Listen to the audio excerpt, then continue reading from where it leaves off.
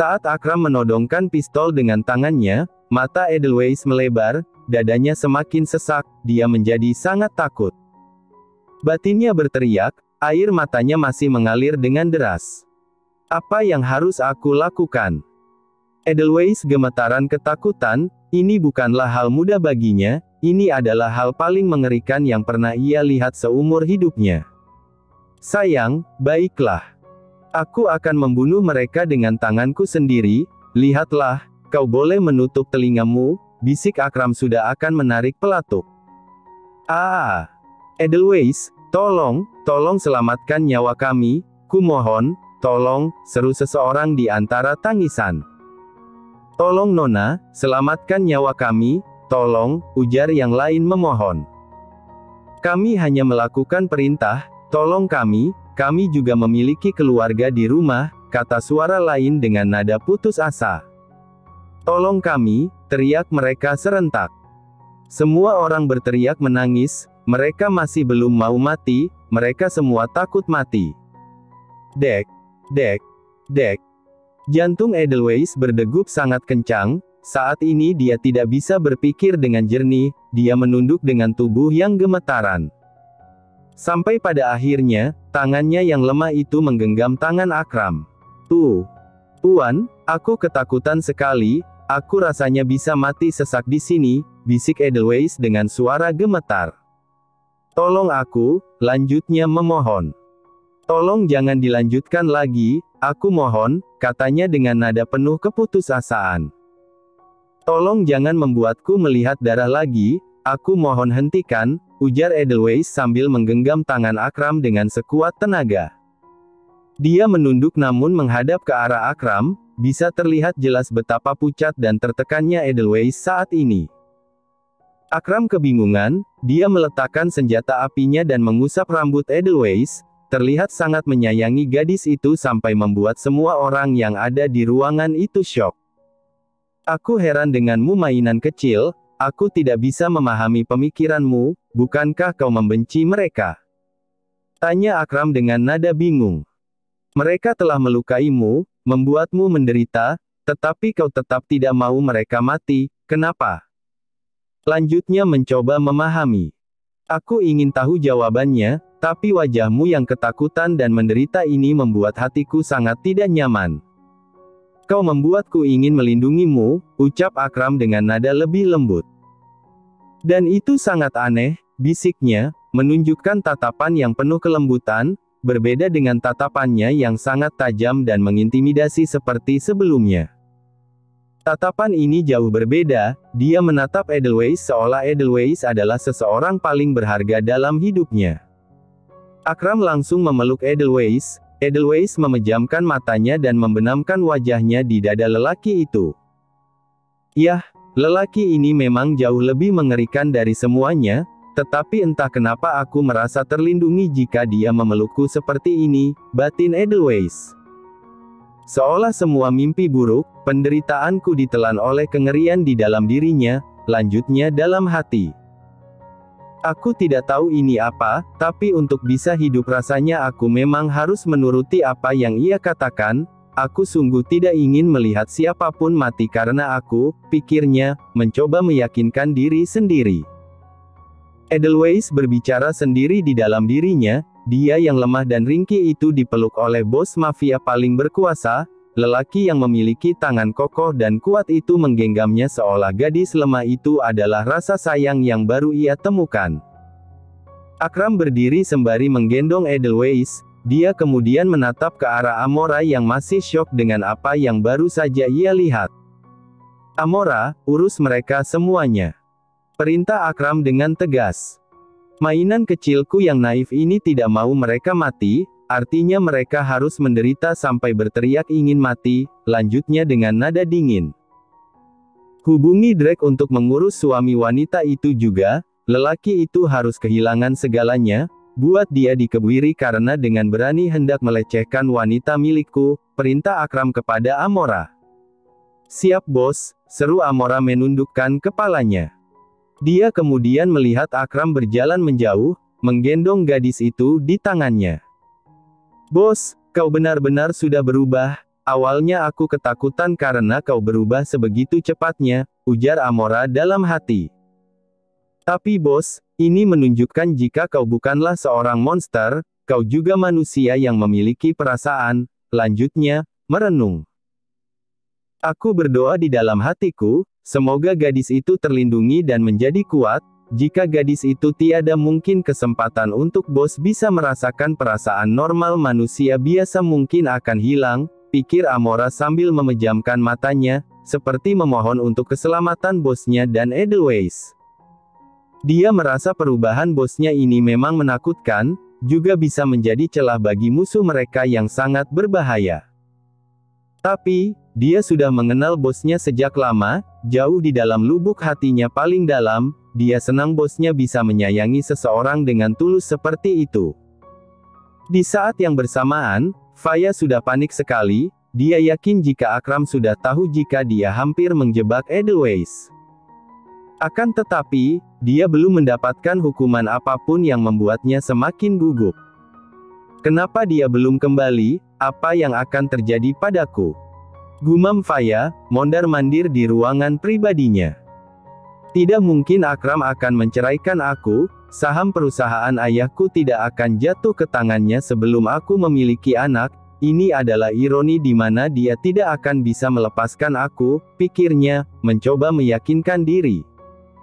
Hukuman apapun itu, aku tidak peduli, yang penting dia tetap menjaga suami sahku, geram Faya, masih berjalan mondar-mandir. Saat ini, seluruh pelayan di kediaman ini sedang diperiksa ketat oleh anggota Drake, tidak boleh lewat satu pun. Dan saat ini, mereka sudah mengetahui jika ada satu pelayan yang menghilang, ialah Ali yang selama ini menjadi pelayan pribadi Edelweiss. Drake langsung tahu jika Ali pasti berkhianat pada Edelweiss.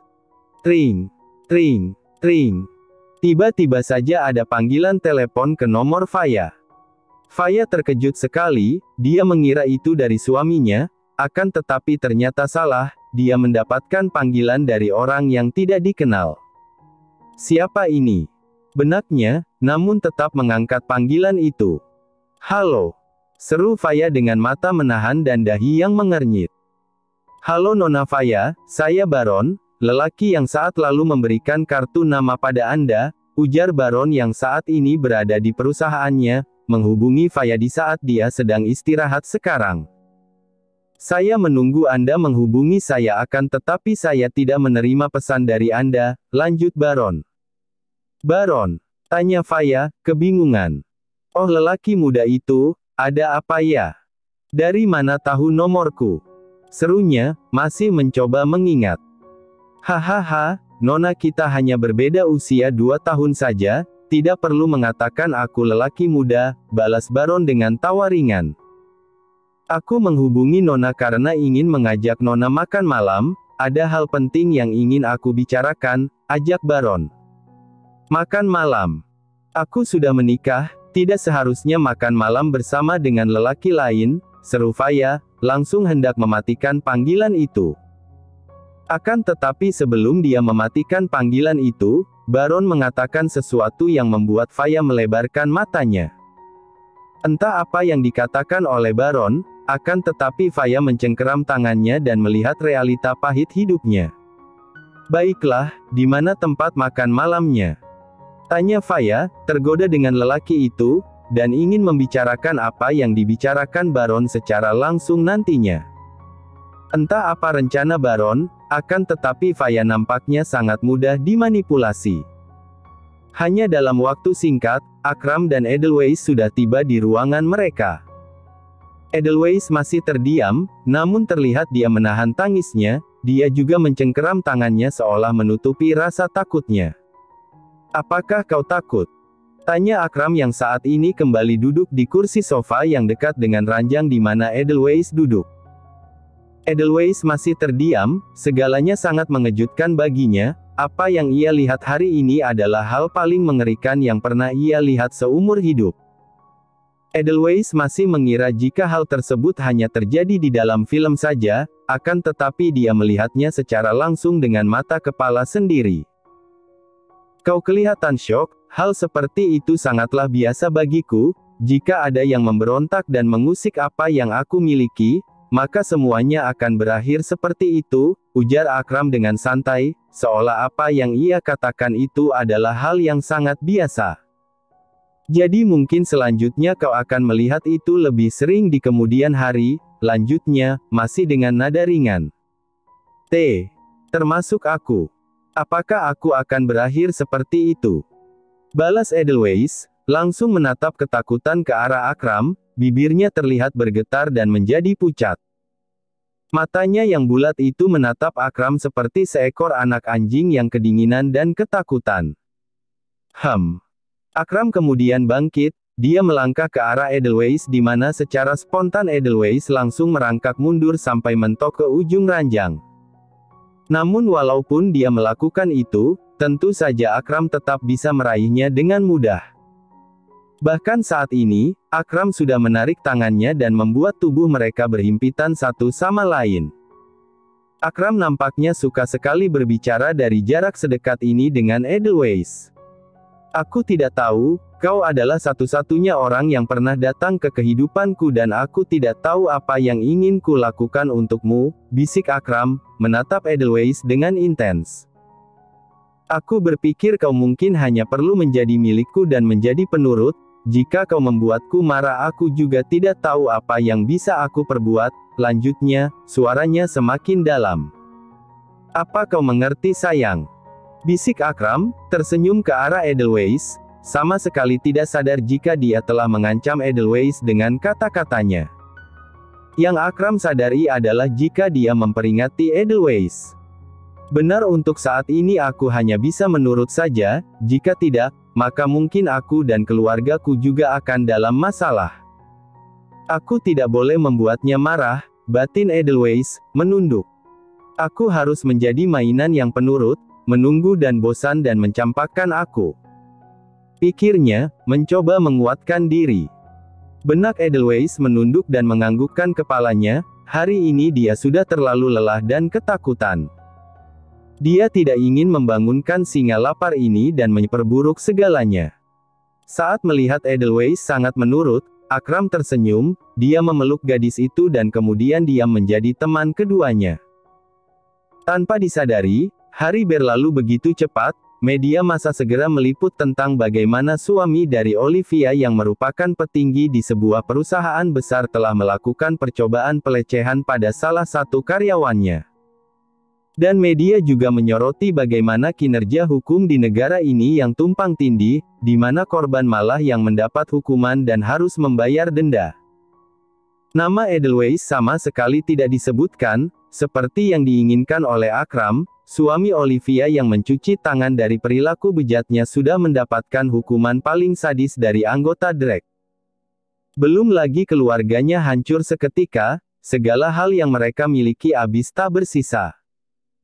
Mereka menyesal, Olivia baik suaminya, akan tetapi semuanya sudah terlambat, gadis muda yang tidak bersalah yang mereka injak-injak dan hina itu telah memiliki seseorang di sisinya. Seorang monster yang mampu melakukan apapun jika ada yang mengusik sesuatu yang menjadi miliknya. Hari itu berlalu begitu cepat, Edelweiss terlelap begitu lama, dia kelelahan, hatinya terasa berat dan dia seolah tidak ingin bangun. Lagi-lagi aku merasa tubuhku terasa sangat berat. Gumam Edelweiss dalam hati. Pasti lelaki itu yang menindihku dengan tangannya kan? Pikirnya, sudah yakin jika yang membuat tubuhnya terasa berat adalah tangan Akram yang melingkar di tubuhnya. Dan benar saja, saat ia membuka mata tangan kokoh lelaki itu sungguh melingkar di tubuhnya. Saat itu Edelweiss menyadari jika mereka masih berada di mansion dekat laut, Edelweiss bisa mendengar suara ombak dari kejauhan, juga ternyata Edelweiss bangun terlalu pagi. Karena saat ini matahari belum juga terlihat. Pasti jika aku melihat laut dari balkon sekarang pasti sangat menenangkan, hatiku terasa berat sekali akhir-akhir ini, aku butuh waktu sendiri, bisik Edelweiss, hendak melepaskan dirinya dari Akram. Tetapi tidak semudah yang ia bayangkan, tangan lelaki itu melingkar begitu erat di tubuhnya. Dengan sangat hati-hati dan penuh perhitungan, Edelweiss mencoba mengangkat tangan Akram akan tetapi saat itulah Edelweiss menyadari jika lelaki itu nampaknya bermimpi buruk sekali. Ada keringat di dahinya dan nafasnya terasa berat sekali. Edelweiss memiringkan kepalanya agar bisa melihat wajah Akram lebih jelas. Apakah orang sepertimu juga memiliki mimpi buruk? Di saat kau adalah mimpi buruk semua orang. Bisik Edelweiss, menatap wajah Akram yang semakin ia tatap semakin tampan wajahnya itu. Akram memang sedang bermimpi, mimpi yang sering datang setiap kali ia tertidur. Mimpi di mana ada darah di tangannya, dan ibunya ada di sisinya saat itu. Akram, kau membunuh ibumu. Menyedihkan sekali, padahal kau baru saja berusia 7 tahun, bisik seorang lelaki yang wajahnya selalu saja berwarna hitam di mata Akram. Lelaki itu berbicara ke arah Akram dan menatap wajah Akram yang masih kecil. Apakah ibumu semengerikan itu? Aku dengar ibumu sering menyiksamu. Betapa malangnya dirimu Akram Granddawn, lanjut lelaki itu. Tatapan Akram selalu saja terlihat gelap dan dingin, dia tidak pernah mau menurunkan pandangannya bahkan kepada siapapun, karena begitulah dia diajarkan oleh ibunya. Aku tidak melakukannya, aku tidak membunuh ibu, balas Akram dengan tanpa ekspresi, darah di tangannya seolah tidak menghiraukan dan menakutkan baginya. Lelaki misterius yang menatap Akram kecil kemudian tersenyum menyeringai. Kau benar-benar anak kecil yang mengerikan, tatapanmu sangat menakutkan dan wajahmu yang dingin tanpa ekspresi itu, sama seperti wajah ayahmu, kalian berdua memang monster, ujar lelaki itu. Sayang sekali Akram, tetapi pembelaanmu tidak bisa dibuktikan, darah ibumu ada di tanganmu itu artinya kaulah pembunuhnya, bisik lelaki itu menyeringai tajam. Bahkan saat diberikan ucapan itu, Akram kecil masih terlihat tenang, matanya tetap melihat menyelidik ke arah lelaki itu. Sampai ketika semuanya menjadi gelap, entah apa yang terjadi setelah itu, dan entah siapa lelaki yang berada di dalam mimpinya. Mimpi itu selalu berakhir di tempat yang sama dan akan selalu membawa Akram sesak karenanya. Akram terbangun dari mimpinya, dengan keringat di sekujur tubuhnya. Saat ia terbangun dan duduk, dia melihat Edelweiss berada di sisinya menatapnya dengan mata yang polos dan tak berdosa. Tatapan yang murni dan menenangkan, Akram menatap Edelweiss beberapa saat lalu dia memeluk gadis itu dengan sangat erat. Aku baru menyadarinya, tatapanmu itu berbeda dari tatapan orang lain, entah kenapa matamu seperti air laut yang tenang, bisik Akram, lagi-lagi membuat Edelweiss tidak mengerti apa yang hendak disampaikan oleh lelaki itu. Pelukan itu terjadi begitu lama, matahari bahkan sudah mulai muncul, terlihat begitu indah seperti muncul dari ujung lautan. Edelweiss ingin sekali ke balkon, atau turun ke lantai bawah, menuju taman dan berlari ke ujung tebing menikmati keindahan pagi ini. Akan tetapi Akram masih memeluknya dengan erat, tanpa mengatakan sepatah kata pun. Sampai berapa lama lagi dia akan memeluk aku seperti ini? Batin Edelweiss. Aku ingin sekali turun dan melihat matahari terbit, pasti sangat indah, pikirnya, merasa gelisah. Hidupku sudah seperti menaiki roller coaster beberapa saat ini, setidaknya aku ingin menenangkan diri sejenak agar tetap waras. Lanjutnya dalam hati. Akram nampaknya menyadari jika Edelweiss terlihat gelisah, dengan mata yang tajam dan pikiran yang negatif, Akram melonggarkan pelukannya, dia menatap tajam ke arah Edelweiss. Kenapa kau kelihatan gelisah? Apakah kau tidak suka dipeluk olehku? Tanya Akram dengan nada yang sedikit mengancam. Apa yang sedang kau pikirkan? Lanjutnya, tekanannya terasa mengerikan bagi Edelweiss, padahal baru pagi. Edelweiss langsung menggeleng-gelengkan kepalanya. Tidak tuan, aku hanya ingin sekali turun ke bawah dan melihat matahari terbit, tapi aku terlalu takut untuk mengatakannya, bukannya aku tidak mau dipeluk olehmu, balas Edelweiss, menunduk dan tidak berani berkutik. Jika saja Akram berbicara dengan nada yang menekan, Edelweiss sudah bertekad jika dia tidak akan memberikannya perlawanan, karena pasti hanya akan menyusahkan dirinya sendiri. Mata Akram kemudian melebar, dia tersenyum dengan bangga dan mengangkat dagunya dengan perasaan bangga. Tentu saja kau tidak mungkin tidak mau dipeluk olehku, siapapun akan merasa sangat beruntung dipeluk olehku, seru Akram dengan penuh percaya diri. Termasuk kau harus merasa beruntung dipeluk olehku, dan disukai olehku. Lanjutnya, benar-benar tidak menyadari jika dia sebenarnya memberikan ketakutan dan tekanan pada Edelweiss. Apa yang dikatakan lelaki ini, aku harus merasa beruntung. Apa-apaan itu? Yang ada aku ketakutan dan ingin kabur, tapi demi keselamatan nyawaku dan keluargaku, aku harus bertahan di bawah tekanan yang mengerikan ini, batin Edelweiss. Sabar Edelweiss, suatu hari nanti kau pasti bisa pergi, lelaki ini pasti tidak akan lama menyukaimu, dia hanya penasaran. Benar sekali, hanya penasaran. Pikirnya, menyemangati dirinya sendiri untuk tetap waras. Seru Akram, memutuskan sesuatu. Karena hari ini kau membuatku senang maka aku akan menemanimu melihat matahari terbit. Ayo ikut aku, ujarnya, mengulurkan tangannya ke arah Edelweiss. Edelweiss menatap telapak tangan Akram sembari berkedip-kedip.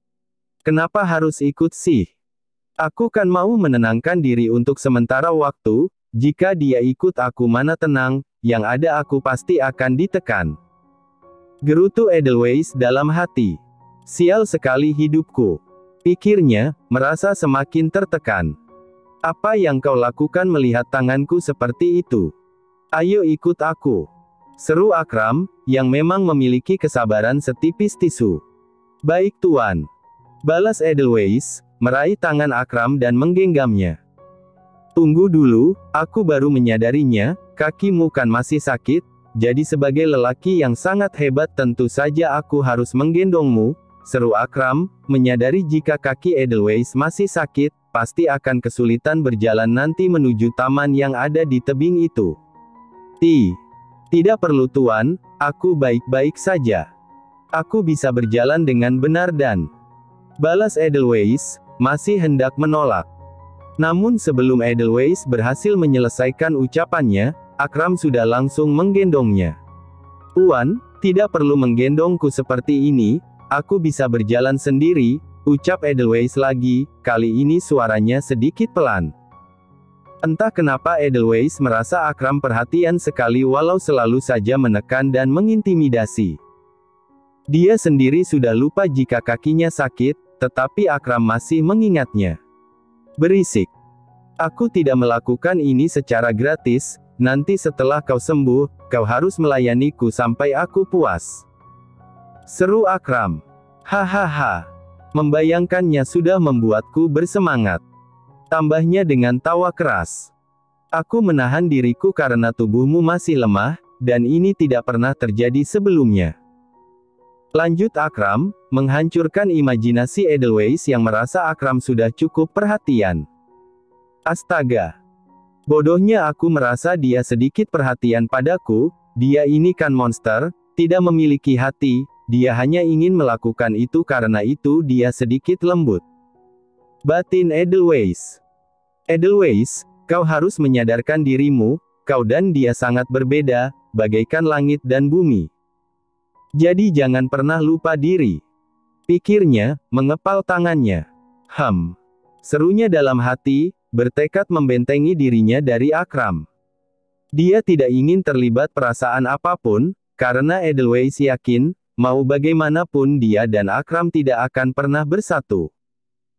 Hanya dalam waktu singkat, mereka sudah sampai di bawah, Akram berjalan di rerumputan hijau menuju tebing yang luas. Saat Edelweiss menghirup udara di situ, rasanya sangat segar, banyak bunga liar yang menghiasi rerumputan hijau di sana, membuat pemandangan di tempat itu ternyata jauh lebih indah jika dilihat dari dekat. Akram melewati rerumputan sampai celana dan alas kaki rumah yang ia gunakan basah, bagaimanapun rerumputan di tempat itu masih berembun. Segar sekali di sini, rasanya sangat menenangkan, ucap Edelweiss tanpa sadar memejamkan matanya. Di tengah rerumputan hijau dengan beberapa bunga liar di sekitarnya, Akram menggendong gadis itu di tangannya. Gadis berambut panjang yang memberikan perubahan besar dalam hati sang bos mafia. Udara lembut menyapa keduanya. Untuk pertama kalinya Edelweiss memejamkan matanya dan dia tersenyum dengan sangat lembut. Dia suka keadaan ini, dia suka ketenangan ini, seolah sekarang ini dia sedang lari dari masalah hidupnya yang begitu pelik dan berat. Sayang, kita sudah sampai, bisik Akram, menurunkan Edelweiss. Mereka berada di ujung tebing, tetapi tebing itu sangat aman karena ada pembatas besar di sana. Saat itu Edelweiss membuka matanya, dia melihat ke arah lautan biru yang terlihat sangat indah seperti kristal, karena matahari keemasan baru saja muncul dengan begitu megahnya. Wah! Seru Edelweiss, terpukau. Ini indah sekali, sangat indah dan menenangkan. Lanjutnya, tersenyum sangat lebar. Rambutnya disapa oleh angin laut membuat Edelweiss terlihat jauh lebih cantik dari sebelumnya. Akram tidak bisa melihat pemandangan apapun kecuali gadis itu. Iya, indah sekali, balas Akram, juga tanpa sadar tersenyum. Dia tidak melihat ke arah matahari terbit dan lautan yang megah. Di matanya saat ini hanya ada Edelweiss yang tersenyum sangat manis, dengan helaian rambut panjang yang disapa angin, membuat tampilan Edelweiss sungguh indah di mata lelaki itu.